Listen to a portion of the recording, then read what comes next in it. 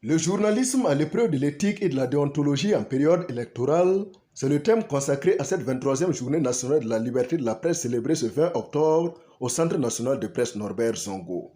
Le thème a été soumis à un panel débat animé par le professeur Serge Théophile Balima, Abdoulaziz Bamogo, vice-président du Conseil supérieur de la communication, Housseni Ilboudo de l'Observateur Palga et Jean-Emmanuel Ouedraogo de la RTB Télé.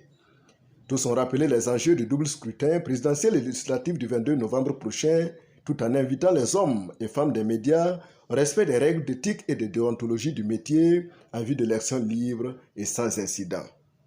La tâche primordiale du journaliste est de servir le droit du peuple à une information véridique et authentique, par un attachement honnête à la réalité objective, en plaçant consciemment les faits dans leur contexte adéquat, en relevant leurs liens essentiels, sans entraîner de distorsion, en déployant toute la capacité créatrice du journaliste.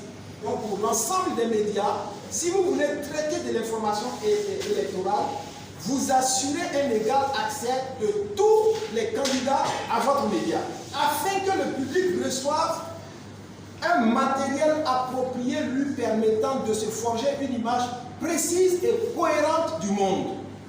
Si les deux praticiens du métier qui sont Jean-Emmanuel Ouedraogo et Housseni Ilboudo ont plus expliqué les mesures que leurs rédactions respectives ont adoptées en vue d'assurer un égal accès de tous les candidats à leurs médias, le professeur Serge Théophile Balima, lui, a appelé les journalistes à se mettre au-dessus de la mêlée. Les journalistes sont donc ça va rester indépendant par rapport aux différentes sollicitations et éventuellement par rapport à toutes les tentatives de manipulation dont ils peuvent faire l'objet. Vous savez qu'en période électorale, il y a parfois de l'argent qui circule, il y a des promesses électorales que l'on peut faire en disant si je suis élu, je vais vous proposer quelque chose.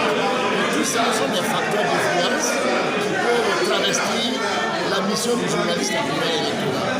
Il faut aussi qu'il apprenne à travailler lui-même contre ses propres convictions. Parce que tout journaliste a des convictions, a des appartenances professionnelles, des convictions idéologiques.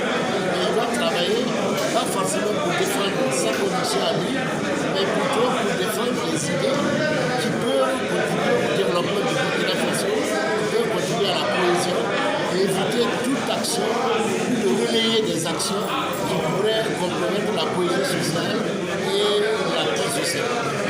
Pour le coordinateur du Centre national de presse Norbert Zongo, cette cérémonie s'insère dans une série d'actions de sensibilisation des journalistes à plus de professionnalisme. Il faut dire que depuis plusieurs mois, le centre s'est engagé dans plusieurs actions de renforcement de capacité des journalistes, de sensibilisation, pour aider les journalistes à avoir une attitude très professionnelle au cours des élections à venir, les élections de novembre 2020.